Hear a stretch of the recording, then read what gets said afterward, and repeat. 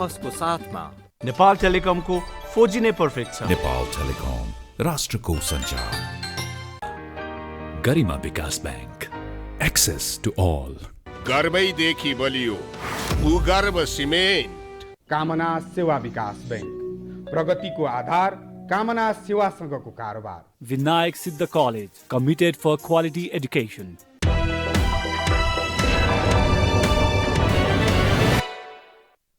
नमस्कार, यो बहसमा म यहाँहरूलाई हार्दिक स्वागत गर्दछु। जीवराम भण्डारी। आज यहाँहरू सामुन्ने उपस्थित हुनुहुन्छ विज्ञान प्रसाई। उहाँ एउटा राजनीतिक विश्लेषक हुनुहुन्छ। युनिभर्सिटी अफ लन्डनबाट उहाँले पब्लिक पोलिसीमा मास्टर्स गर्नुभएको छ। त्यस्तै उहाँ चार्टर एकाउन्टेन्ट पनि उहाँले युकेबाटै गर्नुभएको छ। उहाँसँग आज म समग्रमा ताजा राजनीतिक अवस्थालाई केन्द्रमा राखेर विश्लेषणात्मक र सूचनामूलक ढङ्गले कुराकानी गर्ने प्रयत्न गर्नेछु। नेपालको राजनीति रिसर्चरहरूका लागि एकपछि अर्को चाखलाग्दो हुँदै गएको छ। सामान्यतया हेर्दा आम नागरिक बडा अप्ठ्यारो अवस्थाबाट गुज्रिरहेका छन्। राजनीतिक दलका अगुवाहरूको प्राथमिकता अर्कै विषय पर्न थालेको छ। कोभिड-19 का कारण संसारमा जुन एउटा आर्थिक हिसाबले तहस नहस र नेपाल जस्तो देश झन् थिलथिलो भएको छ, यही मेसोमा राजनीतिक एउटा अन्योलको अवस्था सृजना भएको छ। यसकारण अन्योल प्रतिनिधि सभा प्रधानमन्त्रीले विघटन गर्नु भएसँगै आगामी दिनमा प्रतिनिधि सभा पुनर्स्थापना वा निर्वाचन, यो एउटा दोसाँधमा नेपालीजन उभिएका छन्। व्यापक राजनीतिक ध्रुवीकरणको सम्भावना बढेर गएको छ। राष्ट्रिय र अन्तर्राष्ट्रिय तागतहरू नजिकबाट निहाल्ने प्रयत्न गर्दैछ। नेपालको राजनीति कतातर्फ डोरिएला, यो एउटा सबैका लागि चाखलाग्दो चासोको विषय बन्न गएको छ। विज्ञान प्रसाई त्यस्तो समृद्ध देशमा लामो समय अध्ययन पश्चात स्वदेश फर्कनुभयो। बेलायत, प्रजातन्त्रको जननी भनिने देश बेलायत। उहाँ यतिखेर राजनीतिमा पनि एउटा जिज्ञासु, क्रियाशील यो ढङ्गले प्रस्तुत भइरहनु भएको छ। यसकारण मैले यो विषय उठान गरेँ। उहाँ नेपाली काङ्ग्रेस आबद्ध रहेर महासमितिको सदस्य पनि उहाँ हुनुहुन्छ। विश्लेषणात्मक सूचनामूलक ढङ्गले कुराकानी गर्ने प्रयत्न गर्नेछु। सर्वप्रथम म उहाँलाई स्वागत गर्छु। स्वागत छ यहाँलाई। हजुर, नमस्कार, थ्याङ्क यू सर। अब म कहाँबाट सुरु गरेँ भने नेपालको राजनीति जुन ठाउँमा पदार्पण गरेको छ, तपाईँले पार्टीको सदस्यता पनि ग्रहण गर्नुभएछ र पार्टीको महासमिति सदस्य पनि तपाईँ हुनुभयो। नेपाली काङ्ग्रेस प्रमुख प्रतिपक्षी दल। नेपालीहरूको चासो चिन्ता के छ भने राजनीतिक स्थिरता पनि भएन, स्थायित्व पनि भएन। नेपालीहरू झन्झन दुखी हुँदै गए। यसको मूलत जिम्मेवार नेपालको राजनीतिक परिवर्तन बारम्बार भयो, धेरै पटक अवसर प्राप्त गर्यो। काङ्ग्रेसै बढी जिम्मेवार छ। तर तपाईँ बेलायतबाट फर्कनुभयो, सिधै काङ्ग्रेसमा जोइन गर्नुभएछ। के देखेर तपाईँलाई काहीँ न काहीँ त्यो आकर्षित भयो, अथवा बेलायतमै रहेर तपाईँले काङ्ग्रेस जोइन गर्नुभयो होला? के चिजले काङ्ग्रेसतर्फ तपाईँलाई आकर्षित गर्यो? मैले यहीँबाट सुरु गरेँ, अनि अरू विषय उठान गर्छु कृपया। होइन, पहिलो कुरो त म नेपाली काङ्ग्रेसको पारिवारिक पृष्ठभूमि कारणले हामी परिवारमा सबै नेपाली काङ्ग्रेसमै थियौँ। बुवा हजुरबादेखिको पालादेखि। अहिले मैले रिसेन्टली आएर जोइन गरेको पार्टी होइन, यो सबभन्दा रगतकै कुरा त्यो पनि र अब त्यसमा के छ भने नेपाली काङ्ग्रेसले जुन एउटा ओरिजिनल एडप्टेसन, जुन इकोनोमिक पोलिसी, राजनीतिक पोलिसी जुन लिएको थियो, त्यो सबभन्दा उत्कृष्ट राजनीतिक विचारधारा हो। प्रजातान्त्रिक समाजवाद। होइन, प्रजातान्त्रिक समाजवाद जुन किसिमले चाहिँ नेपाली काङ्ग्रेसले एडप्ट गरेको त्यो नै त्यो सम्पूर्ण विकासका कुराहरू, अवधारणाहरू त्यसलाई नै एडप्ट गरेर लगेको भए नेपाली काङ्ग्रेस लगेको भए, लगेनौँ बेग्लै कुरा, जान सकेन, त्यसको अर्को पाटाहरू छन्। तर यो यस किसिमले लगेको भए त्यसको प्रिन्सिपलमा नेपाली काङ्ग्रेस सिद्धान्त त सबभन्दा राम्रो एडप्ट गरेको पार्टी हो सबभन्दा सिद्धान्तमा। त्यसकारण पनि म नेपाली काङ्ग्रेसमा आबद्ध छु। र नेपाली काङ्ग्रेसले आफ्नो ओरिजिनल पृष्ठभूमि, ओरिजिनल सिद्धान्तबाट विचलित भयो, डेफिनेटली त्यो कुरामा म डिनाइ गर्दिनँ। तर त्यो ओरिजिनली त्यो डिबेट भएर जुन गयो त्यसलाई ट्र्याकमा ल्याउनुपर्छ र यो नै एउटा मार्ग प्रजातान्त्रिक समाजवाद जसले नेपाली समाजलाई दोहोऱ्याएर समृद्धितिर लान सक्छ भन्ने अवधारणा अझै पनि सान्दर्भिक छ र त्यही प्रिन्सिपललाई नेपाली काङ्ग्रेसमा राख्नुपर्छ भन्ने स्ट्रगल गरे, सङ्घर्ष गरेर त्यही पार्टीभित्रै राजनीतिक जीवन अगाडि लानुपर्छ र यही नेपाली। त्यसकारण मैले तपाईँको पहिलो हेर्छ म नेपाली काङ्ग्रेसमा किन छु, यत्रो नेपाली काङ्ग्रेस नै सबभन्दा बढी जिम्मेवार भयो। त नेपाली काङ्ग्रेस मात्रै जिम्मेवार होइन, किनभने नेपालको राजनीति कस्तो छ भने विगत 30 वर्षमा हेर्दाखेरि त्यसको एभरेज गर्दाखेरि एउटा गभर्मेन्टको आयु 1 वर्ष छ एभरेजिङ गर्दाखेरि। किन यो राजनीतिक स्थिरता नै हुन सकेको छैन। यो राजनीतिक स्थिरता कसको कारणले राजनीतिक स्थिरता हुन नसक्या तपाईँको दृष्टिकोणमा? जो 46 मा परिवर्तन भयो, 46 को परिवर्तनसँगै काङ्ग्रेसलाई बहुमत प्राप्त थियो, 36 र 74 भएको पनि अरूको कारणले होइन काङ्ग्रेसै कारणले भन्ने अर्थ लाग्छ। परिणामतः देश अल्पमतको सरकारमा गयो र अहिले यहाँ आइपुग्दा विभिन्न समयमा विभिन्न विकल्पहरू प्रयोग भयो। 7 सालदेखि नै हेर्ने हो भने पनि त्यस्तो देखा पर्छ। त्यो सम्पूर्ण विकल्प नेपाली जनका लागि निष्फल सिद्ध भएको छ। पञ्चहरू, काङ्ग्रेस, लामो समय कम्युनिस्ट, अनि यहाँ नेपाली जन चौबाटोमा उभिने अवस्थामा प्रवेश गरेका छन्। को दोषी को यो? अब यसमा के हुन्छ भने कुनै पनि एउटा घटना घट्नुमा एउटा मात्रै कारक तत्त्व हुँदैन, मल्टिपल फ्याक्टर्सहरूले इन्टरप्ले गरेर त्यो घटनाहरू घटेका हुन्छ। नेपालको राजनीतिमा हेर्दाखेरि के देखिन्छ भने नेपालको जस्तै तपाईँको अन्डालाई बाहिरी फोर्सले फुटायो भने त्यसभित्रको जीवन समाप्त हुन्छ, तर भित्रको फोर्सले त्यसको आफ्नो रिभोल्युसनरी प्रोसेसबाट त्यो अन्डा फुट्यो भने जीवन हुन्छ, जीवनदेखि आउँछ, चल्ला निस्किन्छ। त्यस्तै हाम्रो परिवर्तनका जुन कुराहरू भए त्यो इन्टरनली इन्ड्युस थिए कि थिएन त? भित्रबाट जनताको भावना अनुसार जनताले अपेक्षित गरेका कुराहरूको फ्याक्टरले त्यसलाई बल गरेर चाहिँ ती परिवर्तनहरू भएका थिए कि एक्सटर्नल फोर्सेसहरूको चाहिँ कारणले भएका थिए? के कारण तपाईँलाई कस्तो लाग्छ? त्यो नेपाली जनको भावनाको प्रतिनिधित्व हुने ढङ्गले परिवर्तन भयो कि एक्सटर्नल फोर्सेसहरूले त्यो जबरजस्त लादिदियो? व्यवस्थाको परिवर्तन चाहिँ एक्सटर्नल फोर्सेसहरूले गर्यो, किनभने उनीहरूको अनुरूप आफ्नो कुन किसिमले चाहिँ कुन व्यवस्था ल्याउँदाखेरि आफूलाई त्यसमा ट्युनिङ गर्न सकिन्छ र आफ्नो इन्ट्रेस्टहरू फुलफिल हुन्छन् भन्ने एक्सटर्नल इन्ट्रेस्टहरू त्यो भइहाल्यो। जनताको चाहना त परिवर्तन हो नै, तर परिवर्तन के हो भन्दा व्यवस्था परिवर्तन मात्रै गरेर एउटा व्यक्ति वा समूहलाई सत्तामा पुर्याउने चाहना जनताको होइन। त्यो चाहना जुन जनताको त गरिबीबाट मुक्त हुने, समृद्धि हुने, सुखी समाजको निर्माण गर्ने, स्वास्थ्य हुने, शिक्षित हुने, यी कुराहरू जुन जनताको चाहनाहरू, आधारभूत चाहनाहरू, ती चाहनाहरू अनुसारको परिवर्तनमा चाहिँ एलाइन भएन। एलाइन केमा भने परिवर्तनहरू भए, व्यवस्था परिवर्तनहरू भए, त्यहाँ खालि सत्ताको लागि परिवर्तनहरू व्यवस्था भए, त चेन्ज फर डेभलपमेन्ट, समृद्धि, विकासको लागि चेन्जहरू भएनन्। अब तपाईँले कुरा गर्नुभयो यी सम्पूर्ण मोडालिटीहरू फेलियर भए जस्तो देखिन्छ। अब यो मोडालिटी भन्दा पनि महत्त्वपूर्ण मोडालिटीको कुरा हुन्छ। तपाईँको मोडालिटी नभएपछि कुनै पनि मोडालिटीहरू वर्कआउट हुँदैन। मोरालिटी नभएपछि कुनै मोडालिटीले काम गर्दैन। त्यस कारण मोरालिटी इज मोर इम्पोर्टेन्ट। त्यस मोरालिटी नै नभएपछि तपाईँको मोडालिटीमा कुनै पनि खराब छैन। कुनै पनि मोडालिटी एडप्ट गर्दाखेरि यदि मोडालिटी ठिक छ भने त्यो मोडलले काम गर्छ, किनभने संसारमा समृद्ध देशहरूमा विभिन्न मोडालिटी एडप्ट गरेको देशहरूले समृद्धि प्राप्त गरेको छ। डेभलपमेन्टल स्टेटहरू होइन, साउथ कोरियाको कुरा हेर्दाखेरि, सिङ्गापुरदेखि हेर्दाखेरि, चाइनामा कम्युनिजमै हुँदाखेरि पनि त्यहाँ डेभलपमेन्ट भइरहेछ, क्यापिटलिस्ट कन्ट्रीहरू डेभलपमेन्ट भइरहेछ। यो राज्यको संरचना पनि फेडरल कन्ट्रीमा पनि डेभलपमेन्ट भइरहेछ। फेडरल भएको कन्ट्रीमा पनि राजनीति पाकिस्तान जस्तो कन्ट्रीमा 50औं वर्षदेखि सङ्घीयता छ, त्यहाँ पनि काम भइरहेछन्। त्यस कारण यो सबै कुरा संसारभरि नै हेर्दाखेरि के हो भने मोडालिटी फेलियर होइन, यो मोडालिटी फेलियर हो।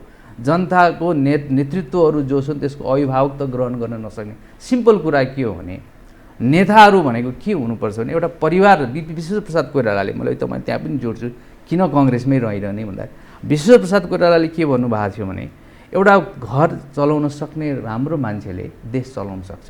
त्यो घर भनेको के भने उहाँको पालामा त्यतिखेर जोइन्ट फ्यामिली हुन्थ्यो, अहिलेको जस्तो न्युक्लियस फ्यामिली होइन।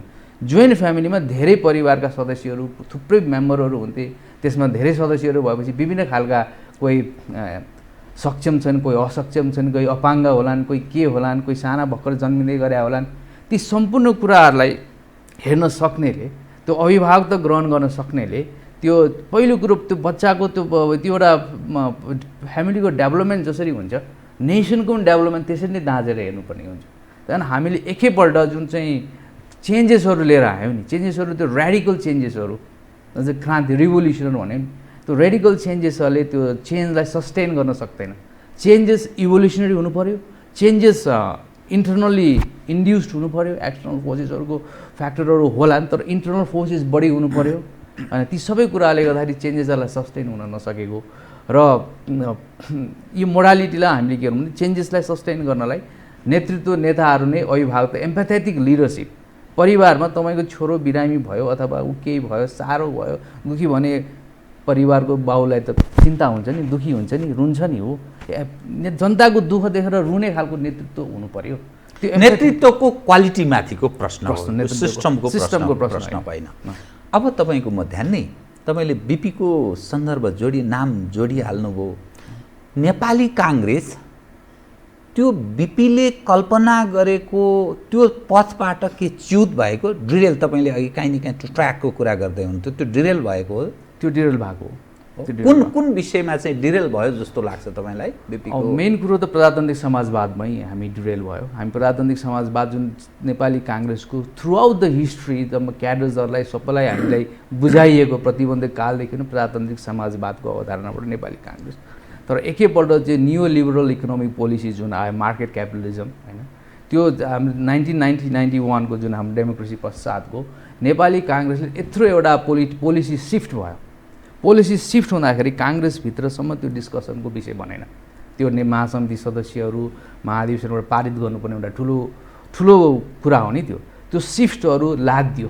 त एक्सटर्नल फोर्सेसहरूको इन्ट्रेस्टमा वासिङटन कन्सेन्सस भन्छ, जुन चाहिँ तपाईँको चाहिँ यो मार्केट युएस IMF र वर्ल्ड ब्याङ्कले एउटा पोलिसी डिजाइन गरेर थर्ड वर्ल्ड कन्ट्रीहरूलाई उनीहरूको आफ्नो क्राइसिस जबरजस्ती लादिदिने, जबरजस्ती, किन उनीहरू त्यतिखेर तपाईँ ओइल क्राइसिस भयो वर्ल्डमा, ओइल क्राइसिस भएको हुनाले अमेरिकनहरूको इकोनोमिक क्राइसिसलाई उनीहरूले कसरी त्यहाँ अब न्यू मार्केटहरूमा कहाँ जाने भन्दा मार्केटहरूमा जाँदाखेरि अब डेमोक्रेसी ओपन बन्दै जानुपर्ने भयो र थर्ड वर्ल्ड कन्ट्रीहरूलाई उनीहरूले नियो पोलिसी भनेर उनीहरूले चाहिँ यो चाहिँ प्रिस्क्राइब गरे र त्यो अनुसार चाहिँ त्यतिखेरको जुन डेभलपमेन्टको 46 सालको त्यतिखेर नेपाल मात्रै होइन धेरैतिर त्यो 1990sमा यो डेमोक्रेटिक वेभ्स भनेर थर्ड वर्ल्ड कन्ट्रिजहरूमा आयो। त्यो चाहिँ एक्सटर्नली इन्ड्युस थियो, त्यो अमेरिकनहरूको त्यो एक्सटर्नल फ्याक्टर्सबाट चेन्ज भएर उनीहरूको बलबुतामा आएको। नेपाली काङ्ग्रेसले चाहना त खोजेको थियो, नेपाली जनताले नेपाली जनताले चाहिँ चेन्जको चाहना खोजेको थियो, तर नेपाल चेन्जको चाहना भन्दैमा विदेशीहरूको चाहिँ एजेन्डाहरू छिराइयो। त त्यहाँनिर नेपाली काङ्ग्रेस प्रजातन्त्र यो 46 साल पछाडि हाम्रो डिरेल भयो।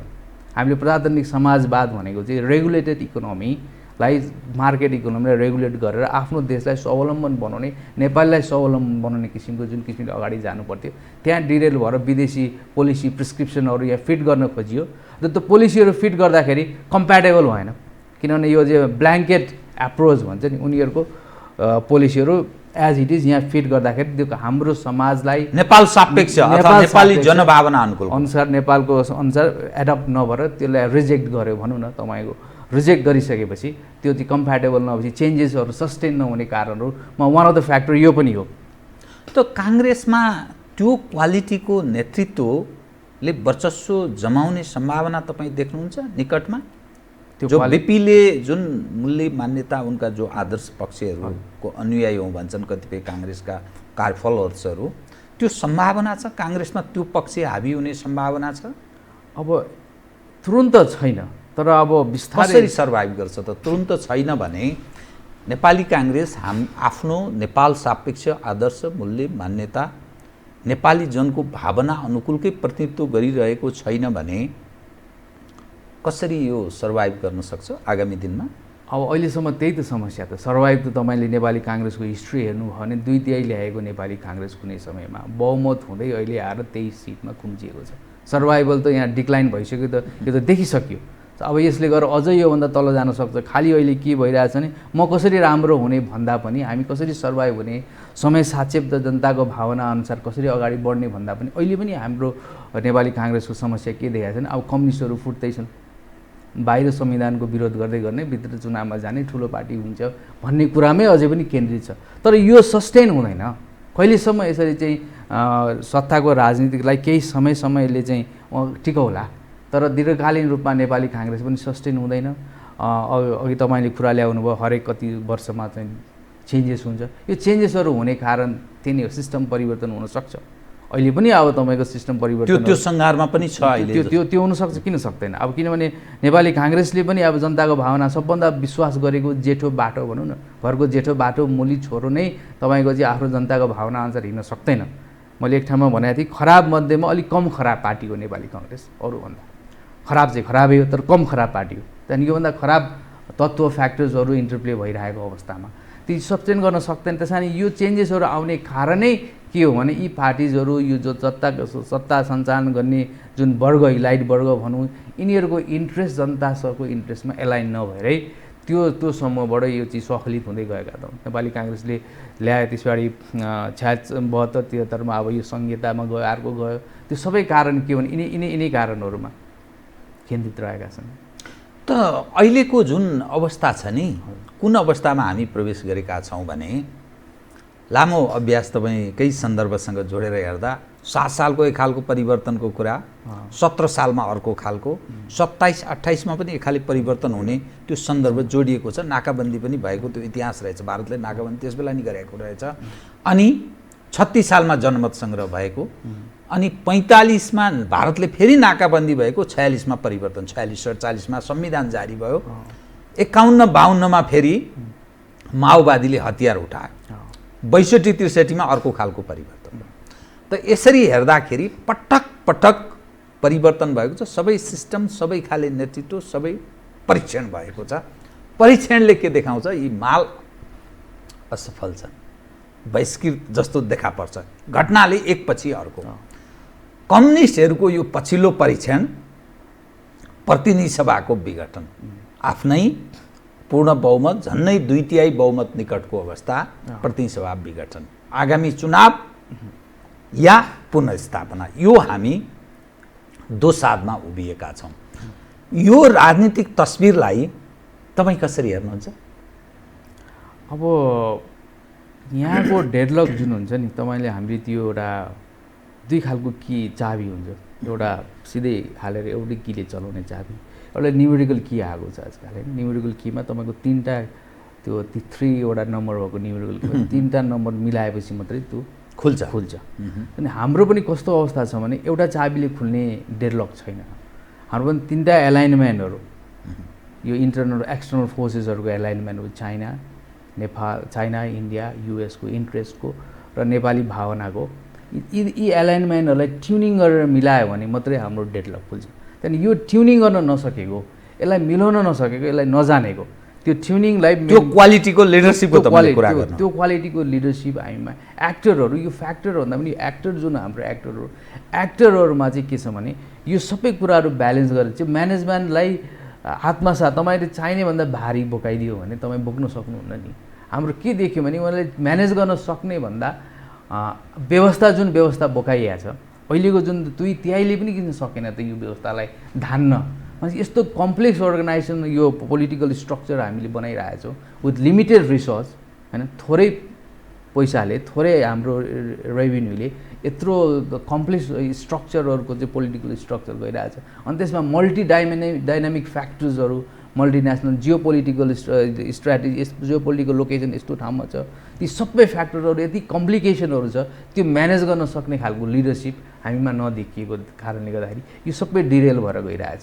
यो अहिले यो 2/3 कम्युनिस्टको सरकार जुन देखिएको छ अगाडि जानुपर्ने हो। अब यसले के देखायो भने प्राइम मिनिस्टरले के भन्नु भने काम गर्न दिएनन्, किनभने डेमोक्रेसीमा काम गर्न सजिलो हुन्न, किनभने यो कम्युनिजम जस्तो होइन। तपाईँले अघि भने जस्तै घर चलाउने जस्तै त्यो डेमोक्रेसीमा प्रोसेस स्लो हुन्छ, किनभने यसमा धेरै स्टेक होल्डर हुन्छ, धेरै मान्छेको they have to have a say, धेरैको कन्सर्नलाई विचार गरेर मिटिगेट गरेर अनि त्यस पछाडि आफ्नो लिएर जानुपर्ने हुन्छ। त्यस कारण यो चाहिँ अब कम्युनिस्टको स्कुलिङ के हुन्छ भने स्कुलिङ किन डिक्टेटरसिपको स्कुलिङ, डिक्टेटरसिपमा काम गर्न सजिलो हुन्छ किनभने काम गर्न सकिन्छ। त्यस कारण त उहाँले फेरि मलाई काम गर्न सजिलो भएन, फेरि लिएर आएर मेरो आफू खुसीको टिम लिएर आएर म डिक्टेट गरेर लान्छु भन्न खोजेको। अब हाम्रो के भइरहेछ भने कम्प्याटेबल हुन्छ, हामीले एडप्ट गर्छौँ multi party democracy system, pluralism, सबैको कुराहरूलाई सुन्ने, विचार गर्ने अनि डेमोक्रेसी लिएर जाने भन्ने हामीले एडप्ट गर्ने व्यवस्था त्यो ल्याउने। अब गर्न खोज्ने के छ भने अर्को तरिकाबाट गर्न खोजे अनि यो गर्न दिएन, गर्न सकेन। किनभने यो खेलमा जस्तै फुटबल खेल्दाखेरि गोल हाल्न सकेन भने गोल हाल्न त दिँदैन त, उसको पनि आफ्नो स्वार्थ छ, तर हाल्न सक्नु पऱ्यो नि त।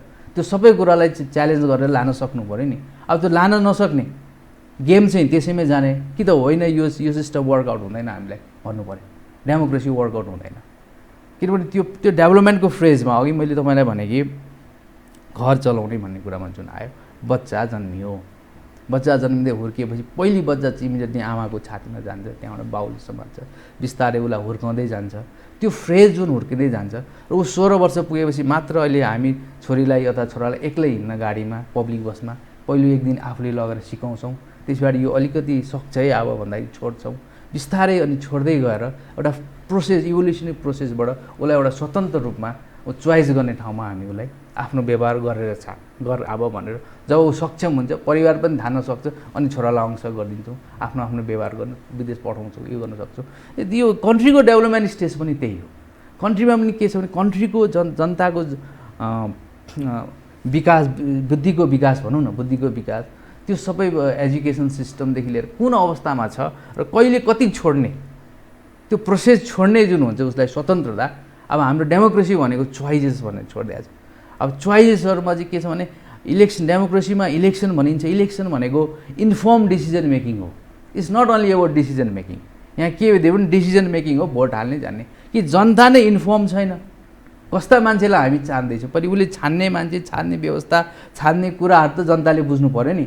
जनता इन्फर्मड भएको छ ती सम्पूर्ण कुराहरूको बारेमा, उसले बुझेको छ भने अनि छानेका कुराहरू सही अन्धधुन्ध छानेको छ, अन्धधुन्ध छानेको छ, इन्फर्म डिसिजन मेकिङ छैन। त्यस कारण यो इलेक्सनबाट आएको प्रतिनिधिहरूबाट पनि त्यो सस्टेनेबल कामहरू हुन सक्दैन। जनताले पनि राम्रो व्यक्तिहरू छान्न सकेका छैन। किनभने यस किसिमको चाहिँ सर्ट टर्म मायोपिक भन्छ नि त, सर्ट टर्मिनलिजम, सर्ट टर्म। किनभने हामीले छोटो कुराहरूले गर्दाखेरि यो इलेक्टोरल साइकल जुन छ 5 वर्षको भए तापनि हाम्रो अहिलेको अवस्थामा 2-2.5 वर्ष, 2-2.5 वर्ष जाँदै एभरेज 1 इयरमा चाहिँ गभर्मेन्ट चेन्ज भइरहेको। त्यसले पोलिसी कन्टिन्युटी हुँदैन। पोलिसी कन्टिन्युटी भन्छ डेभलपमेन्ट सस्टेन हुँदैन र जनताको चाहनाहरू त त्यो पुरा हुने त सर्ट टर्मको कुरा गर्नु पऱ्यो नि। अहिले किन जनता कसलाई भोट हाल्यो भन्दा तुरुन्त अस्तिको कुरा जनताले बिर्सिसके, आजको कुरा गर्नु पऱ्यो। हिजो प्राइम मिनिस्टरले के गर्नुभएको थियो, यदि भ्रष्टाचारहरू गरेछन्, करप्सन गरेछन् भने ती सबै कुराहरू चुनावको बेलाको चुनावका स्विटनरहरू जुन हुन्छ नि, स्लोगनहरू, स्विटनर्सहरू लिएर आएर त्यतिखेर कुरा गर्न थालेपछि त्यो बिर्सिन्छन् जनताले। सर्ट टर्मको कुराहरू हुन्छन्, इलेक्सन फोकस एजेन्डाहरू आउँछन्। त्यसले एक सर्ट टर्मको बेनिफिट हेर्दाखेरि लङ टर्मको इफेक्टमा, कस्टमा, त्यहाँदेखि लङ टर्म इन्फ्रास्ट्रक्चरको डेभलपमेन्ट, लङ टर्म समृद्धिका कुराहरू जुन हुन्छन् अनि ती सबै कुराहरूमा कम्प्रोमाइज हुन्छ अनि विकास हुन नसके जनताको चाहना भावनाहरू भइरहन्छन्, भित्रै दबिएर रहन्छन् अनि त्यसले परिवर्तन खोजिरहन्छ। अनि त्यो परिवर्तन खोज्दाखेरि संसार, यहाँ मात्रै होइन, संसारमै थर्ड वर्ल्ड कन्ट्रिजहरूको चाहिँ रिसर्च गर्दाखेरि के छ, प्रत्येक 7 वर्षमा, अझ हाम्रो त 10 वर्ष 15 वर्ष गएको छ, नेपाली जनताको अलिकति टलरेन्स पावर बढी भयो, धैर्यता राख्ने भएको हुनाले संसारको एभरेज रिसर्च गर्दा 7 वर्षमा यो गरिब कन्ट्रीहरूमा सत्ता परिवर्तन अथवा व्यवस्था परिवर्तन भइरहन्छ। त्यो सङ्घारमा प्रवेश गरिरहेको भन्ने अर्थ लाग्छ यो अहिलेको घटनालाई, यो प्रधानमन्त्रीको कदम, प्रतिनिधि सभा पुनर्स्थापना वा आगामी चुनाव, यो घटनासँग जोडेर हेर्दा त्यो ठाउँमा प्रवेश गरे जस्तो लाग्छ तपाईँलाई? त्यो ठाउँमा प्रवेश गर्ने त्यसको बिजारोपन भइसक्यो भनौँ न। किनभने मान्छेलाई के भइसक्यो भने अब कतै अब हामीले गाई मारेर गधा त पोसेनौँ भन्ने खालको हामीलाई लाग्न थाल्यो। किनभने अहिले जुन किसिमको, त्यसलाई अलिक व्याख्या गरिदिनु त, के कुन अर्थमा? कुन अर्थमा भने राज संस्थाको कुरामा। राज संस्था भनेको राजतन्त्र ल्याउनुपर्छ भन्ने कुरामा होइन। किनभने कुनै पनि फोर्सेसहरू, देशको स्टेक होल्डर फोर्सेसहरूलाई हामीले निषेधको राजनीति नगरौँ, किन इन्क्लुसिभ राजनीति गर्ने, सम्पूर्णलाई समावेशी हामी इन्क्लुजनको कुरा गर्ने। तर अब इन्क्लुजनको समावेशिताको कुरा गर्दाखेरि हाम्रो के भन्छ, पञ्चायत कालमा पार्टीहरूलाई एक्सक्लुड गर्यो भने पार्टीले एक्सक्लुड गर्यो, त्यस पछाडि आएर अहिले पार्टीहरू आए, पार्टीले अर्को फोर्सेसलाई एक्सक्लुड गर्यो।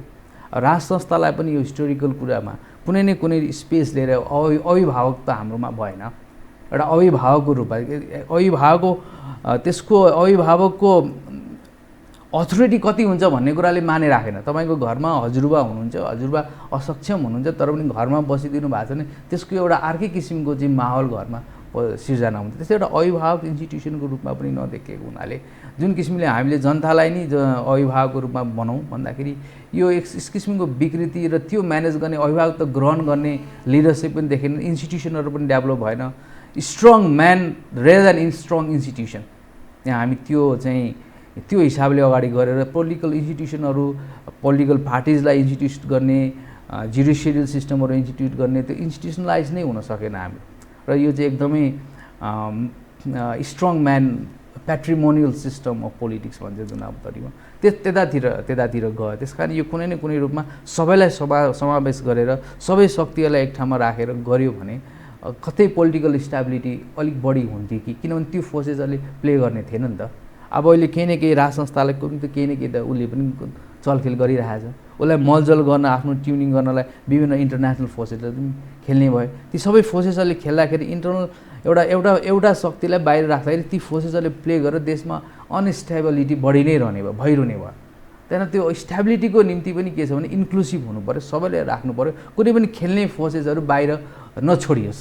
नेपाली काङ्ग्रेसले त्यो महसुस गर्ने अवस्थामा केही त्यो पुनर्विचार गर्ने स्थितिमा काङ्ग्रेस प्रवेश गर्न सक्छ भन्ने तपाईँलाई लाग्छ, या गर्नुपर्छ, या नेपाली काङ्ग्रेसमा त्यो एउटा बलियो तागतको रूपमा छ भन्ने तपाईँलाई लाग्छ? तपाईँले जुन दृष्टिकोण अहिले राख्नुभयो, तपाईँले बिपीलाई पनि सम्झनुभयो, त्यो सम्भावना छ काङ्ग्रेसले त्यो ढङ्गले नेतृत्व लिन सक्ने? त्यो ढङ्गले पनि नेतृत्व आउन सक्ने सम्भावना छ। त्यो पोलराइजेसन पनि पार्टीभित्र छ, नेपाली काङ्ग्रेसभित्र पनि। वास्तवमा यो पार्टीभित्र मात्रै होइन, समस्त देशमै यो पोलराइजेसनको कुरा भयो नि। यसमा दुईवटा पोलराइजेसन, एउटा अब यो अहिलेको जुन सङ्घीयता, गणतन्त्र, यो जुन धर्मनिरपेक्षता भन्नेको पोलराइजेसन र अर्को पोलराइजेसन चाहिँ के छ भने अब इन्क्लुसिभ डेमोक्रेसी, सबै शक्तिहरूलाई एक ठाउँमा राखेर इन्क्लुसिभ डेमोक्रेसीको रूपमा अब राष्ट्रको पहिचान जुन छ, अब हिन्दू राष्ट्रको पहिचान सहितको राष्ट्र, आफ्नो धर्म, संस्कृति, परम्परा, इतिहास कायम गरेर राष्ट्रलाई सबैलाई समेटेर अगाडि जानुपर्छ भन्ने एउटा थट भएको। र अर्को चाहिँ यो नयाँ हामीले चाहिँ अब यो गणतन्त्र अगाडि प्रोग्रेसिभ थट भन्छन् उहाँहरू, त्यो थटबाट अगाडि जानुपर्छ भन्ने खालको पोलराइजेसन यो पार्टी नेपाली काङ्ग्रेसभित्र मात्रै होइन, समस्त देशभित्रै यो पोलराइजेसन छ जस्तो लाग्छ मलाई। त्यो पोलराइजेसन हुन्छ। प्रधानमन्त्री केपी शर्मा ओलीले प्रतिनिधि सभा विघटन गरेसँगै त्यस विषय उप दुई ढङ्गले नेपालको राजनीति ध्रुवीकृत हुँदैछ। एक, प्रधानमन्त्री केपी ओलीले प्रतिनिधि सभा विघटन गरेको ठिक भन्ने एक खाले दृष्टिकोण छ। अर्को, होइन यो चाहिँ प्रतिगमन भयो, यसले अर्को अवस्थामा नेपालको राजनीति परिवर्तनलाई दुत्कार्यो भन्ने दृष्टिकोण छ।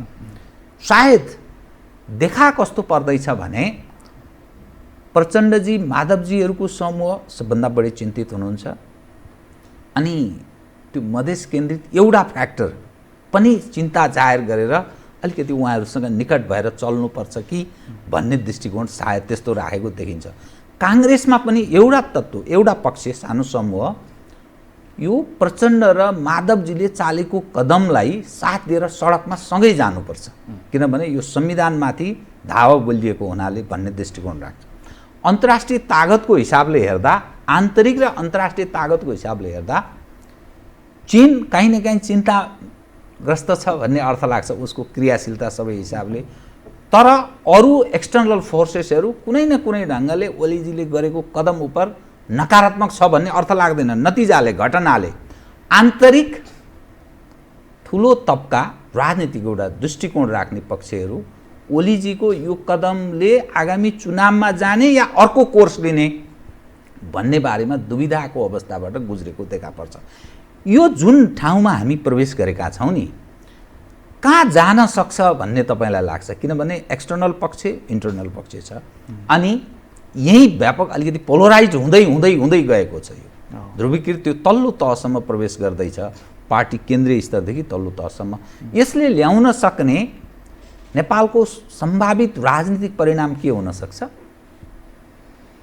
अब यसमा अघि जुन हामीले कुरा गऱ्यौँ नि, यो बाइपोलराइजेसन भइरहेछ, तपाईँले भनेको एक्ज्याक्टली त्यही नै हो वास्तवमा। केपी ओली प्राइम मिनिस्टरको र जसले यसलाई गरोस् ठिक होस् भन्ने, र त्यो नेपाली काङ्ग्रेसभित्र पनि अरूभित्र पनि एउटा पोलराइजेसन छ, जुन पोलराइजेसनले चाहिँ यो चाहिँ नेपाली यो अघि मैले भने जस्तो इन्क्लुसिभ किसिमले चाहिँ सबैलाई समेटेर एउटा सिस्टममा के एडजस्टमेन्ट चाहिँ हुन्छ। अब मेरो लाग्छ किन टोटल यही रूपमा रहन सक्दैन सिस्टम सिस्टममा अब त्यो र्याडिकल ट्रान्सफर्मेसन म भन्दिनँ टोटली सिस्टम चेन्ज पनि भन्दिनँ तर सिस्टममा केही चेन्जेसहरूको एडजस्ट दलीय प्रतिस्पर्धाको चाहिँ विकल्प छैन अरू विषयमा एडप्ट हुन सक्छ त्यस कारण त्यसैभित्र केही सिस्टममा चाहिँ एडप्टेसनहरू हुनसक्छ त्यो एडप्टेसनको निम्ति यो इन्भाइरोमेन्ट पनि एउटा क्रिएट पनि गरिएको त्यस किसिमले मुभमेन्ट इभोल्युसन प्रोसेसबाट आएको पनि भन्न सकिन्छ त्यस कारण यो तपाईँले भने चाहिँ ठ्याक्कै यो त्यसरी नै गएको वास्तवमा प्रचण्डजी यो गणतन्त्र सङ्घीयता पक्षधरहरू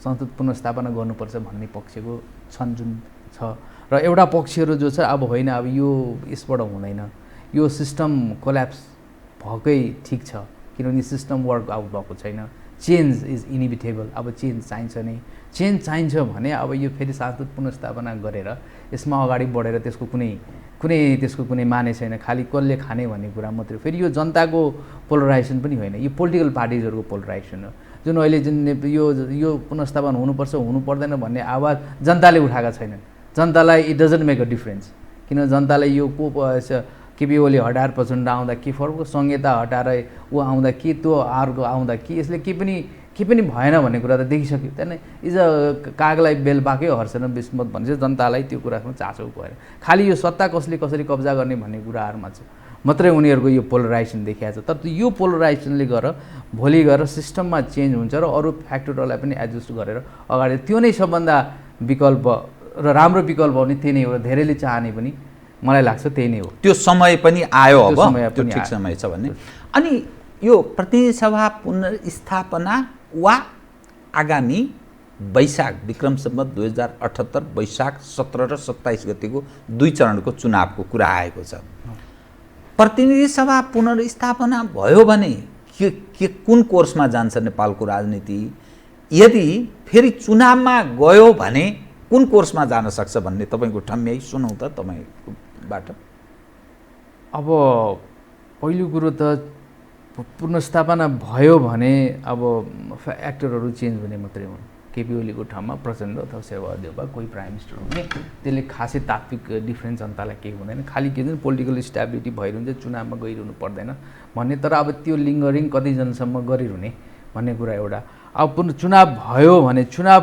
नहुन सक्ने सम्भावना बढी छ वैशाखमा मात्रै होइन मङ्सिरमा पनि चुनाव नहुन सक्छ किन तपाईँलाई त्यस्तो लाग्छ किन हुन सक्छ भने यो चुनावमा जाने कारण चाहिँ सिस्टम एडजस्टमेन्टको निम्ति इन्भाइरोमेन्ट क्रिएट भइरहेको हुनाले चुनावै जानको निम्ति मात्रै चुनावमा गएको हो जस्तो मलाई लाग्दैन यो सम्पूर्ण जुन पोलराइजेसन भइरहेछ त्यो पोलराइजेसनले के हिन्ट गरिरहेछ भने सिस्टम चेन्जको केही सिस्टम एडजस्ट त्यो डिजाइनभित्रै कुनै प्लानले काम गरिरहेछ एक्ज्याक्टली त्यो डिजाइनभित्र भइरहेको हुनाले चुनाव हुन नसक्ने कारण के छ भने चुनावमा जानु हुँदैन भन्ने खालको यो चाहिँ असंवैधानिक हो असंवैधानिक कुरालाई चुनावमा जानु हुँदैन भन्ने फोर्सेसहरू विभिन्न पार्टी वर्गहरूबाट आइरहेछ जस्तै ज्ञानेन्द्र शाहले गरेको चुनाव चाहिँ डिरेल भयो नि त्यस किसिमले यो चुनावलाई डिरेल गराउने खेल त्यहाँभित्र हुन्छ र यो चुनाव हुन नसकेपछि पोलिटिकल केओस मेस हुन्छ मेस भइ राजनीतिक अन्यल हुन्छ अनि अन्यलमा त्यस पछाडि जुन डिजाइनको मेन प्लेयरहरू they come in the scene फ्रन्टमा आउँछ अगाडि देखा पर्छ अनि सिनमा आएर अब के गर्ने त भन्दाखेरि लेट्स डु दिस एडजस्टमेन्ट यो सिस्टममा यो एडजस्टमेन्ट गरौँ अनि लेट्स मुभ अहेड भनेर यो सिस्टम चेन्जको एडजस्टमेन्टको निम्ति यो सिनेरियोहरू बनिरहेको हो त्यस कारण मलाई कहाँ लाग्छ पुनर्स्थापना पनि हुँदैन चुनाव पनि हुँदैन सिस्टम चेन्जको एडजस्टमेन्टको लागि बनेको कुराहरूमा त्यो चाहिँ अब त्यो सिस्टम कहाँ एडजस्ट गर्छ के गर्छ त्यस पछाडि मात्रै अगाडि जान्छ भन्ने मेरो बुझाइ छ बडा चाखलाग्दो ढङ्गले तपाईँ इन्ट्रेस्टिङ यो अलिक नयाँ एङ्गलबाट तपाईँ प्रस्तुत हुनुभयो अब धेरैका लागि यो बडा एउटा वान अफ दि तपाईँले जसरी प्रस्तुत गर्नुभयो एउटा सोर्सको रूपमा म यसैलाई उपयोग गर्दै म थप विषय उठान गर्छु है त कथम तपाईँले भनेको जस्तो भएन प्रतिनिधि सभा पुनर्स्थापना सर्वोच्च अदालतको विशेष इजलासले गरिदियो रे मानिलिनुहोस् त्यो गरिदियो भने चाहिँ के हुन्छ अब त्यो प्लान ए जसले डिजाइन गरिरहेछ प्लान ए सफल भएन प्लान बीमा जान्छ होला ऊ होइन प्लान बी होला कि त्यो डिजाइनरहरूको खेल अब पुनर्स्थापना भयो भने पनि अब सङ्घर्ष त हुने नै भयो अब पार्टी अब त्यो कुरा अब प्राइम मिनिस्टरले कसरी लिनुहुन्छ अब त्यो ट्युनिङ त tug of work in very unpredictable sir prime मिनिस्टरले अब त्यो कुरालाई संसद पुनर्स्थापना गरे फेरि विघटन गर्न सक्नुहुन्छ होइन फेरि विघटन पनि गर्न सक्नुहुन्छ नि त अब त्यो चाहिँ अब फेरि पार्लियामेन्टमा जान्छ, पार्लियामेन्टमा अब अल्टरनेटिभ सत्ता समीकरणको त्यो नम्बरहरू पुग्दैन, पुर्याउन खोज्दैन। अब द टग अफ वार हुन्छ, टग अफ वारमा विभिन्न विकल्पहरू कुरा हुँदाखेरि अब त्यहाँ सम्भावना हुन नसक्ने अवस्था हुन्छ, खेल हुन्छ नि त्यसभित्र त। अब तपाईँको हर्स ट्रेडिङ भन्छौँ अथवा त्यो विभिन्न राजनीतिक अस्थिरताले निरन्तरता पाउँछ, त्यसले निरन्तर पाउँछ। यसले पनि खासमा त्यसले गर्दाखेरि केही समय पछाडि यो अहिलेको जुन प्रोसेस जुन डिजाइन छ त्यो अलिकति डिले हुन्छ, हुन त हुन्छ त्यो हुन त्यहाँ तपाईँले अघि भनेको ठाउँमा चाहिँ पुग्छ नै, तर यो भयो भने केही समय यसो डिले भएर टाल्ने मात्रै, टालमेल गरेर अन्तिममा पुग्ने चाहिँ फेरि त्यही नै हो। जुन स्थितिमा नेपालको राजनीति छ नि, यो तपाईँको दृष्टिकोणमा यो किन यत्रो पटक पटक परिवर्तन हुन्छ, यत्रो नोक्सानी हुन्छ? जस्तो 17,000 मानिस 62-63सम्मको 52देखि 62 10 वर्षको स्वघोषित माओवादीको जनयुद्धको नाममा 17,000 मानिस र व्यापक खरबौँ रुपैयाँको क्षति भयो। अनि फेरि त्यो परिवर्तन हुन्छ, त्यसले नेपाली जनलाई साँचो मानेमा सम्बोधन गर्दैन, फेरि अर्को ठाउँमा प्रवेश गर्ने। यो कतै मुलुकको निरन्तरतामाथि प्रश्न उठाउने तागत यस ढङ्गले आन्तरिक या बाह्य विभिन्न कारणले प्ले त गरिरहेको छैन। फ्रन्टमा देखिँदा नेपाली जस्तो देखिने, तर उसको उद्देश्य अर्कै लागि प्रयोग भइरहेको, त्यो तागतले काम त गरिरहेको होइन। यो अब यो नेताहरू एक्ज्याक्टली अब उनीहरूको इन्ट्रेस्टमा काम त गर्छन् होइन। हिस्ट्री हेर्दाखेरि उनीहरूको जन्म उदय सारा चिज हेर्दा काहीँ न काहीँ संयोजनकारी भूमिका अर्कै तागतले गरेको देखा पर्छ, पछि अन्तिममा उनीहरू ओभरग्राउन्ड हुन्छन्। यस्तो तस्बिर देखिया छ। त्यसकारण यो खतरनाक अवस्थामा कतै नेपाल पुगी त रहेको छैन। म नेपाल देशको अस्तित्वको विषय उठान गरिरहेँ। अब नेपालको राजनीतिक यो जुन भौगोलिक अस्तित्व चाहिँ समाप्त हुँदैन मेरो विचारमा, किनभने यो त रहिरहन्छ। तर यसको के छ भने अब कतिसम्म चाहिँ कन्ट्रोल, अब यो अस्थिरताको कन्ट्रोल नै तपाईँको चाहिँ इन्डिया, मेन कुरो इन्डियाले आफ्नो कन्ट्रोलमा राख्नु। जस्तै तिब्बतको एनेक्सेसन पछाडि त 3टा हिमाली राज्यहरू थियो त्यतिखेर होइन, 3टा हिमाली राज्यमा सिक्किम, भुटान, नेपालमा त्यतिखेर इन्डियाको चासो बढ्यो र त्यतिखेर 3टा सम्झौताहरू 1950मा जुलाई 1950मा यो ट्रिटी अफ फ्रेन्डसिप यो हाम्रो नेपालसँग 1950को सन्धि, भुटानमा पनि 1950को, र चाहिँ 1949मा सिक्किममा पनि एउटा सन्धि गऱ्यो उनीहरूले कि त्यसले सेक्युरिटी कन्सर्नले गर्दाखेरि। सेक्युरिटी कन्सर्न दुईवटा कन्ट्रीलाई 1975मा आएर उसलाई त एनेक्स नै गर्यो, सिक्किमलाई एनेक्स नै गर्यो, भुटानलाई आफ्नो डिफेन्स र सेक्युरिटी अम्ब्रेलाभित्रमा उसले राख्यो। उसले पनि कुनै पनि परराष्ट्र नीतिहरू भुटानको पनि छैन, आफ्नो सेक्युरिटी। नेपाललाई पनि उसले गर्न खोजेको चाहिँ प्रयास गरेको चाहिँ त्यो प्रयासमा ऊ सफल हुन सकेको छैन। त्यो सफल हुन नसक्दा पटक पटकको परिवर्तन त्यससँग सम्बन्धित छ उसले, किनभने अब त्यो अनुसार उसले चाहिँ अब यता डबल रोल ड्युल प्ले खेल्ने, यतापट्टि तपाईँलाई सहयोग गरिदिन्छु भनेर तपाईँ यो कदम चाल भन्ने, अनि त्यसको विरुद्धमा पनि उता फन्डिङ गरिहुने, अनि त्यस किसिमले चाहिँ देशमा अस्थिरता कायम गर्ने, अनि त्यसबाट आफ्नो अनुकूलको इन्ट्रेस्टहरू, स्वार्थहरू अनि आफ्नो ल्याउन खोज्ने। यो चाहिँ उसले के देख्यो भने नेपाली नेताहरू सबैलाई प्रयोग गर्यो उसले, नेपाली काङ्ग्रेसलाई पनि प्रयोग गर्यो। तर एउटा ठाउँमा आएर नेपाली नेताहरू रोकिन्छन् काहीँ न काहीँ आएर चाहिँ। तपाईँले भन्नुहोस् एकदमै टोटली देशद्रोही त छैनन्, म देशद्रोही टोटली चाहिँ भन्दैन, जानिकन एकदमै देशै डुबाउने खालको देशद्रोही छैनन्। तर कठिनसम्म उसको इन्ट्रेस्ट पुरा गर्दै गर्दा मेरो पनि फुलफिल हुँदै गर्छ, मेरो पनि आफ्नो सत्तामा जाने राजनीति पुरा हुँदै गर्छ भन्ने दुइटैले मिल्छ। युज एन्ड थ्रोमा दुइटै अनि सर्टेन ठाउँमा आएपछि ह्याङ अन है। तर अब यो नेपाली काङ्ग्रेस इन्डियाले नै सबै पार्टीहरूलाई चाहिँ प्रोत्साहन गरेको हो नि त। नेपाली काङ्ग्रेस त जेठै छोरो भनौँ, कान्छो छोरो अहिले मधेसी पार्टी, सबै इन्डियाकैबाट चाहिँ हुर्केको बढेका पार्टीहरू सबै नेपाली सबै यहाँको पार्टीहरू सबै त्यसरी नै बढायौँ। तर उनीहरूले युज गर्दाखेरि सर्टेन ठाउँमा आएर चाहिँ यहाँ आएर चाहिँ रोक्या छ, योभन्दा बढी चाहिँ हामीले गर्नु हुँदैन है अब भने ह्याङ अन। यो टेस्टेड के भन्छ इन्डिया पनि वास्तवमा हत्तु नै भएको हो। उसले पनि आफूले सोचे अनुसारको टोटली कन्ट्रोल गर्न अहिलेसम्म यत्रो वर्ष, त्यो चाहिँ एउटा नेपाली नेताहरूले अहिलेसम्म गरेको एउटा राम्रो गुण चाहिँ त्यो चाहिँ म एउटा राम्रो पक्ष भन्छु होइन। उनीहरूले अहिलेसम्म चाहिँ टोटली युज भएर राष्ट्रप्रति घातै गरेर भारतलाई नै तोमसरम गरेर बुझाएको अवस्था चाहिँ छैन। बुझाए जस्तो पनि गर्छन् अनि आफ्नो सत्ता आरोहण पनि गर्छन्, तर सर्टेन ठाउँमा गएर फेरि अनि गर्दैनन् अनि फेरि उसलाई तल्लो झारिदिन्छ अनि पोलिटिकल अनस्टेबिलिटीहरू भइरहेको यो अवस्था चाहिँ छ। यो अहिलेको म यहाँसँग अलिक यसैमा एक्सटर्नल पक्ष र हाम्रो आन्तरिक पक्ष सबै दुईटै बाह्य पक्ष र आन्तरिक पक्षसँग जोडेर विषय उठान गरेँ। नेपाल कम्युनिस्ट पार्टी नेकपा जो निर्माण भयो तत्कालीन माओवादी केन्द्र र तत्कालीन एमाले बीच, त्यसमा धेरै ठुलो चर्चा बहस भयो। चिनियाहरूको सक्रियतामा यिनीहरू बीच एकता भयो। फलत हामी विभिन्न हिसाबले चीनसँग समीप हुने कुरा, चिनिया राष्ट्रपति पनि आउनुभयो, हाम्रा नेतृत्व पङ्क्तिका मानिसहरू शासकहरू बारम्बार जाने आउने, अहिले त हजारौँ कति हुन् कति आउने जाने, उनीहरूको क्रियाशीलता एकदम देखिने गरेर चिनियाहरूको सक्रियता। नेपाल कम्युनिस्ट पार्टी नेकपाको विभाजनसँगै चिनिया क्रियाशीलता अलग ढङ्गले प्रस्तुत भयो। त्यो देखिने गरी शान्त कूटनीतिमा विश्वास गर्ने चीन देखिने गरी सबैलाई थाहा हुने गरी उसले जानाजान क्रियाशील दर्शायो। तर त्यसका बावजुद पनि नेपाल कम्युनिस्ट पार्टी नेकपा विभाजित भएरै छोड्यो।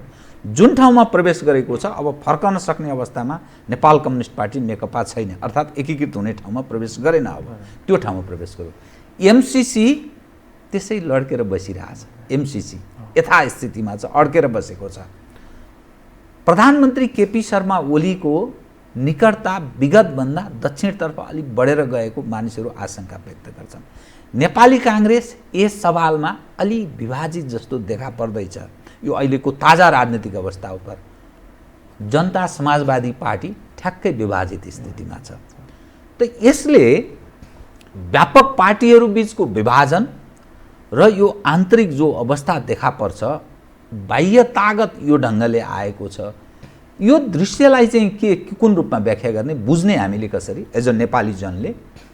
अब हामी एकदमै इतिहासको क्रिटिकल मोमेन्टमा छौँ भन्ने बुझ्नुपर्छ। पहिलेको भन्दा अहिले जियो पोलिटिकली एकदमै कम्प्लेक्स र क्रिटिकल छ। किनभने चाइनाको ग्रोइङ पावरले गर्दाखेरि, जुन पावरले गर्दाखेरि युएसलाई अलिकति बढी कन्सर्न छ। जुन बाइपोलराइजेसनको ग्लोबल पावर डिसअर्डर भनौँ न, ग्लोबल पावरको अर्डरको चेन्जेसले गर्दाखेरि र चाइनाले पनि उसले अब अमेरिकाको जुन इन्ट्रेस्ट साउथ एसियन र इन्डो पेसिफिकको कुराहरू आयो, यो क्षेत्रमा जब अमेरिकन इन्ट्रेस्ट बढी भएको हुनाले चाइना एग्रेसिभली अगाडि आएको।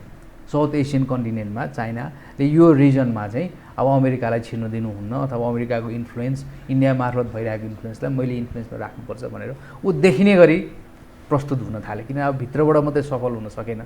किनभने अब इन्डिया यो जुन एलायन्स क्वाड्राटरल एलायन्स जुन छ इन्डिया र अमेरिकन एलायन्सले चाहिँ यसले चाहिँ इन्फ्लुएन्स गरेर साउथ एसियन रिजनमा उसले आफ्नो वर्चस्व कायम गर्नुपर्छ भनेर एग्रेसिभली लिएर उसले त्यो एग्रेसिभली आएर नेपाल कम्युनिस्टहरू आफूसँग अब त्यो एउटा जातको हिसाबले कम्युनिस्ट भएको हुनाले हामीसँग नजिक हुन्छन्, यसलाई एक ठाउँमा राख्यो भने नेपाल आफ्नो इन्फ्लुएन्समा रहन्छ भन्ने उसको आफ्नो इन्ट्रेस्टले काम गर्यो। र त्यसमा प्राइम मिनिस्टर अहिले तपाईँले भने जस्तो धेरैपल्ट राष्ट्रपति जानुभयो, आउनुभयो, राम्रो पनि भए। आफ्नो सत्ता आरोहण गराउन टिकाउन उहाँहरू त्यतातिर पनि टिल्ट हुनुभयो। यताबाट अलिकति नराम्रो गर्दाखेरि उता जाने जस्तो। तर अहिले फेरि आएर के देखेको छ भने यदि उनीहरूको कुरा मात्रै सुन्ने भए त मैले आएर भने नेपाली नेताहरू एक ठाउँमा आएर रोकिन्छन् नि। जब उसको इन्ट्रेस्ट अलिकति आफ्नो मिल्दैन तेरो कुरा सुन्दिनँ भनिदिइहाल्छ नि। अब इन्ट्रेस्ट अब अहिले त्यो चाहिँ राम्रो पक्ष हो। फेरि त्यो लास्टमा आएर त्यसको पनि यसमा एउटा दुईवटा पक्ष छ। त्यो इन्ट्रेस्ट जुन छ त्यो दुईवटा मेरो सत्तामा नमिलेको इन्ट्रेस्ट मात्रै होइन, नेसनल इन्ट्रेस्ट पनि त्यहाँ मिलाएको छ भने चाहिँ राम्रो हो। अब त्यो नेसनल इन्ट्रेस्ट चाहिँ त्यसले अब त्यसमा अलिकति कम राखेर आफ्नो इन्ट्रेस्ट चाहिँ हावी गरेर मेरो अब जस्तै केपी ओलीले प्राइम मिनिस्टरले अहिले चाहिँ यो आफ्नो यो राष्ट्रलाई यो हानिकारक हुन्छ भन्ने किसिमले चाहिँ गरेको हो कि मेरो सत्ता जान्छ अनि तेरो कुरा सुन्दिनँ, त्यो खुल्न बाँकी छ। त्यो खुल्दै जाँदा नेसनको इन्ट्रेस्टमा गरेको हो भने त्यो राम्रो हो। होइन मेरो अब भोलि नेसनको इन्ट्रेस्ट पर जाओस्, अब पनि यो मेरो स्वार्थ नै महत्त्वपूर्ण कुरा हुन्छ। अहिले सत्तामा आएर चाहिँ त अहिले आएर किन नमिलेको भन्दा केपी उहाँलाई तपाईँ छोडिदिनुहोस् र पार्टीभित्रकै को अलिकति कम विवादित व्यक्ति छ उसलाई चाहिँ सत्तामा ल्याउँ भन्ने उनीहरूको जुन एउटा सजेसन थियो चाइनिजहरूको, त्यो सजेसन उहाँले मान्नु भएन। किन त आफ्नो सत्तासँग रिलेटेड कुरा भयो। अब त्यो नमान्नमा के छ भने त्यसबाट उहाँ के त्यतातिर नजाने बित्तिकै इन्डियासँग नजिक जस्तो देखियो। इन्डियाले उसले कुरा भनेन अब मेरो भयो भन्ने अवस्थामा इन्डिया पनि छैन।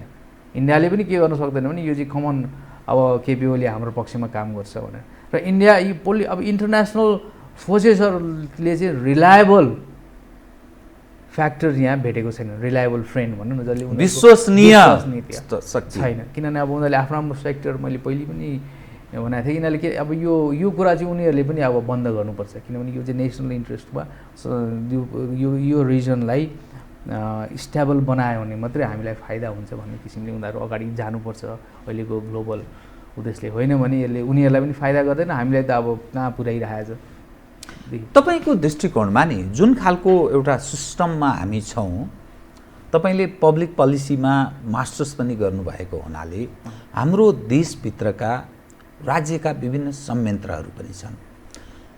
त्यो संयन्त्रहरू कतिपय संयन्त्रहरू त्यो संवैधानिक छन्, कतिपय अलि साना प्रकृतिका, अलि त्यसको अधिकार कटौती भएका त्यस्ता खाले पनि छन्।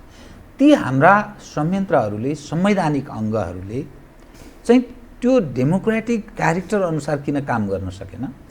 अब के छ भने यो जुन अघि मैले डेमोक्रेसी भनेको राज्य व्यवस्था सञ्चालन गर्ने पद्धति मात्र होइन, एउटा संस्कार हो। त्यो संस्कार हामीमा कसैमा छैन र जुन किसिमको सिस्टम हामीले एडप्ट गरिरहेको छौँ, हामी यो प्याट्रिमोनियल सिस्टम भनेर अघि मैले भने नि, हामी के प्रति उत्तरदायित्व छ भने व्यक्तिप्रति उत्तरदायित्व छौँ, हामी सिस्टमप्रति वा इन्स्टिट्युसनप्रति उत्तरदायित्व छैनौँ। संरक्षण आफूलाई कसले गर्यो त्यसप्रति तेस्रो उत्तरदायित्व छ। अनि त्यस पछाडि उत्तरदायित्व अब यहाँ हरेक कुरा तपाईँको कुन पार्टीको नेतासँग कति सम्पर्क छ त्यसको आधारमा उसको सरुवा बढुवा कति के हुने सबै कुरा चाहिँ त्यो नेतासँगको, एउटा व्यक्तिसँगको, पार्टीसँगको सम्बन्ध र सम्पर्कले हुने गर्छ। उसको एउटा मेरिटोक्रेसी, कुनै पनि पार्टीमा मन लागेकन म एकदमै दक्ष छु, राम्रो छु र मेरो मेरिटको आधारमा तपाईँको काम यहाँ हुँदैन। त्यहाँदेखि मेरिटोक्रेसी नभइसकेपछि जहाँ चाहिँ व्यक्तिप्रति उत्तरदायित्व हुनुपर्ने व्यवस्था हुन्छ, जहाँ संरचनाहरू त्यस किसिमले चाहिँ संस्कारहरू बसेका छन् होइन, ती संस्कारहरूले चाहिँ डेलिभरी दिन सक्दैन, ती संस्थाहरूले काम गर्न सक्दैन। अनि त्यो चाहिँ राम्रो व्यक्तिहरू यो डिमोरलाइज भएर जान्छन्। अनि के गर्नुपर्ने भने चाकडी गर्नुपर्ने, दासत्वले गर्नुपर्ने, अनि त्यसले मोरल फोर्सेसहरू क्रिएट गर्दैन देशमा, युवा फोर्सहरू डिमोरलाइज भएर जान्छन् होइन। त डिमोरलाइज भइसकेपछि त्यस पछाडि पढलेखेका मान्छेहरू पनि पलायन हुन्छन्, स्किल वर्कर्सहरू पनि पलायन हुँदै जान्छन्। त्यसपछि देशमा चाहिँ अनि स्वास्थ्य जनशक्ति, शिक्षित जनशक्ति, बुझेको जनशक्तिहरू नभइसकेपछि आखिर ड्राइभिङ फोर्स त ह्युमन रिसोर्स नै हो। अब ह्युमन रिसोर्स नै तपाईँको चाहिँ डिमोरलाइज ह्युमन रिसोर्स होइन, गुलामी प्रवृत्तिको ह्युमन रिसोर्स, व्यक्तिप्रति उत्तरदायित्व ह्युमन रिसोर्स भएर रहेका ह्युमन रिसोर्सहरूबाट ती संरचनाहरू कसरी फङ्सन हुन सक्छन्? त्यो फङ्सनै हुन सक्दैन। अब म तपाईँसँग कार्यक्रमको ठिक अन्त्यमा आएँ कि दुई विषय चाहिँ उठान गर्छु, म त्यो समयलाई सदुपयोग गरिहालेँ। इतिहासमा कस्तो देखा पर्छ भने प्रधानमन्त्री केपी शर्मा ओली अलि हिम्मत गर्ने, अलि ह्याउ राख्ने, होती भन्छ नि यसले भित्रैदेखि चाहेपछि गर्ने त्यो क्षमता उनले देखाउने गरेका छन्। पटक पटकको घटनाले त्यस्तो देखाउँछ। अर्कोतर्फ प्रमुख प्रतिपक्षी दल नेपाली काङ्ग्रेसको सभापति हुनुहुन्छ शेरबहादुर देउवा। उहाँ पनि कुनै न कुनै ढङ्गले, यसकारण मैले यो विषय उठान गरेको, त्यत्रो जाजोलिमाल टावरिङ पर्सनालिटी गिरिजाप्रसाद कोइरालासँग टक्कर दिएर आवश्यक पर्दा उहाँले पार्टी पनि स्प्लिट गरेर अलग्गै त्यो हिम्मत पनि राख्नु। जुन तपाईँले परिवर्तनको कुरा गरिरहनु भएको छ, नेपाली जनको भावनालाई पनि परिवर्तनले आत्मसात गर्न सकेन, अर्थात् त्यस अनुरूपको त्यो ग्रहण गर्दै सम्बोधन गर्न सकेन। कतै ओलीजी र शेरबहादुरजीको त्यो सामीप्यताको पनि मानिस कुरा गरिरहेछन्, एकले अर्कालाई काहीँ न काहीँ सहयोगी ढङ्गले परिचालित छन् है भन्ने त्यो आशंका पनि गर्दछन्। त्यस ढङ्गले कुनै नयाँ महत्त्वपूर्ण निर्णयमा उहाँहरू पुग्ने र अर्को ढङ्गले मुलुकलाई राजनीतिमा त्यो ठाउँमा जम गराउने त्यो कसरतमा लागेको भन्ने अर्थ लाग्छ कतै। किनभने नेपाली काङ्ग्रेसमा रामचन्द्रजीहरू अर्को प्रयत्न गरिरहेको देखिन्छ, कोइराला फ्यामिलीहरू अलिक मूकदर्शक जस्तो, कुनै किम कर्तव्य विमूढ भन्छ नि, निर्णय गर्न नसकेको यो हो कि त्यो हो भने जस्तो त्यो नेतृत्वको काहीँ न काहीँ समस्या छ कोइराला परिवारमा भन्ने अर्थ लाग्छ। ओलीजी अगाडि बढिसकेको दृश्य देखा पर्छ, भलै त्यो ओभरग्राउन्ड कसरी हुन्छ त्यो हेर्ने बाँकी छ। त्यो ठाउँमा पदार्पण गर्न सक्छ त्यो स्थिति छ। भले त्यहाँ फेरि कमल थापाजीहरूको अलग खाले भूमिका छ, अरू पक्षहरू फ्याक्टरहरू छन्, त्यो संविधानभित्रकै कतिपय तागत छन् यही संरचनाभित्रका, ती पक्षहरू के गर्लान् भोलिका दिनमा भन्ने विषय पनि छ। के देखिन्छ हो तपाईँ अघि हामीले कुरा गऱ्यौँ जुन बायोपोलराइजेसनको कुरा, त्यो बायोपोलराइजेसनको कुराको एलायन्स नै त्यही हो। एलायन्स नै विभिन्न पार्टीको त्यो किसिमको चाहिँ अब यो सम्पूर्ण फोर्सेसहरूलाई इन्क्लुसिभ गरेर लानुपर्छ र यो किसिमले गरेर सिस्टम एडजस्टमेन्ट गर्नुपर्छ भन्ने फोर्सेसहरूमा शेरबहादुर देउपा, केपी ओली, अब त्यस पछाडिको अब पुरानो राज संस्थाका केही पार्टिजहरू, पुराना राजावादीहरू जो स्पेस नपाएको छन्, ती सबै ती फ्याक्टर्सहरू र नयाँ थटहरू, नयाँ जेनेरेसनको केही व्यक्ति समूहहरू, सिभिल सोसाइटी एकातिर छन्, एकातिर होइन यो अहिले तपाईँले भने जस्तो त्यो एलायन्सहरू, त्यस किसिमको त अब यो एलायन्सहरू बनिरहेको छ नि त। त्यो अब कति एलायन्सहरू कति फुक्दै जान्छ, बन्दै जान्छ, त्यो अवस्था मैले पनि बुझ्दाखेरि त्यही नै बुझ्दैछु वास्तवमा। किन यो सिस्टम एडजस्टमेन्टको हामीले अघि डिस्कस गऱ्यौँ जुन ग्रान्ड डिजाइन अनुसार, त्यो डिजाइन अनुसारको एलाइनमेन्ट हो। शेरबहादुर देउपाले पनि अहिले संविधानको विरोध गर्नुपर्छ भन्ने पनि त्यो एकदमै फुल फोर्सबाट यसको केपी ओलीको विरोध गर्नु भएको छैन। एउटा विरोधको नाममा संवैधानिक कु हो, यसलाई विरोध गर्नुपर्छ भन्ने किसिमले विरोध गरिया हो।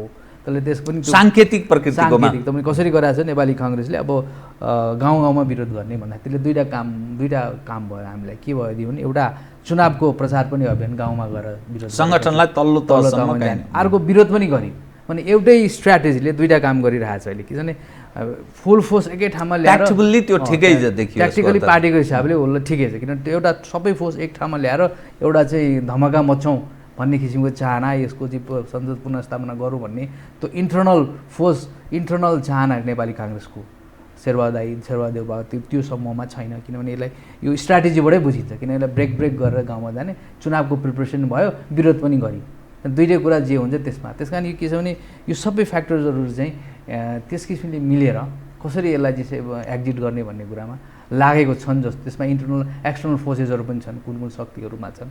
अब यसमा भोलि गएर चाइना र इन्डिया एकै ठाउँमा आउन सक्छ यो कुरामा, किनभने उनीहरूलाई पनि एउटा उनीहरूको दुई देश बिचको बढी स्वार्थ एकअर्का परिपूरक जस्तो छ हो। त्यो भएको उनीहरूले एक ठाउँमा आएर नेपालमा पनि यसो गरौँ भनेर सिस्टम एडजस्टमेन्ट गर्नको निम्ति केही न केही यसमा चाहिँ हुन्छ र रहन्छ भन्ने मलाई पुरा विश्वास। अब यो ओभरग्राउन्ड हुन अब म ठ्याक्कै अन्तिममा एकदम छोटकरीमा हुन त यो ज्योतिषी पारा हुन्छ, तर कति टाइम लाग्न सक्छ भन्ने एउटा अर्थ लाग्छ। यो जुन दृश्य देखिन्छ, जुन खालको अवस्थाबाट नेपाल गुज्रिरहेको छ, यसको ओभरग्राउन्ड हुने कि धेरै टाइम लाग्न सक्छ भन्ने अर्थ कि अब यसलाई त एक्ज्याक्टली अब यो सोचे जस्तो कहिलेकाहीँ प्लान गरे जस्तो सबै मुभहरू हुन सक्दैन होइन। प्लान गरेको मुभहरू अनुसार भयो भने त अब 1.5 2 वर्षसम्ममा होला प्लान, उनीहरूको प्लानको टाइम फ्रेमवर्कभित्रमा। तर अब त्यो कहिलेकाहीँ कस्तो हुन्छ नि सोचे जस्तो हुँदैन नि त। अगाडि बढ्दै गर्दाखेरि अरू फोर्सेसहरू, अनसिन फोर्सेसहरू, अनि नदेखेका हिडेन इन्ट्रेस्टहरू, हिडेन कुराहरू आउन सक्छन्। त्यसलाई पनि ब्यालेन्स गर्दै जाँदाखेरि केही लम्बिन सक्छ होला जस्तो लाग्छ मलाई। त सारमा भन्दा तरल राजनीतिक अवस्थाबाट नेपाल गुज्रिरहेको छ। कुन कोर्स लिन्छ केही समय कुरौँ, पर्खौँ, हेरौँ होइन। हस्, कार्यक्रममा आइदिनु बहुत धन्यवाद छ है यहाँलाई। हस्, थ्याङ्क यू सो मच। आदरणीय दर्शकवृन्द, उहाँ हुनुहुन्थ्यो विज्ञान प्रसाई, राजनीतिक विश्लेषक, समसामयिक विषयलाई केन्द्रमा राखेर गरेको कुराकानी। म सहित मेरो सम्पूर्ण युनिटलाई कार्यक्रमबाट बिदा दिनुहोस्, तर यो हो टेलिभिजन, हेर्दै रहनुहोला। नमस्कार।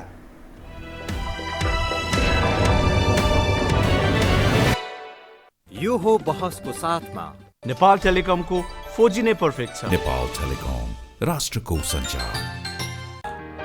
गरिमा विकास बैंक, एक्सेस टु अल। गर्वैदेखि बलियो भूगर्भ सिमेन्ट। कामना सेवा विकास बैंक, प्रगतिको आधार कामना सेवासँगको कारोबार। Vinayak Siddha College, committed for quality education.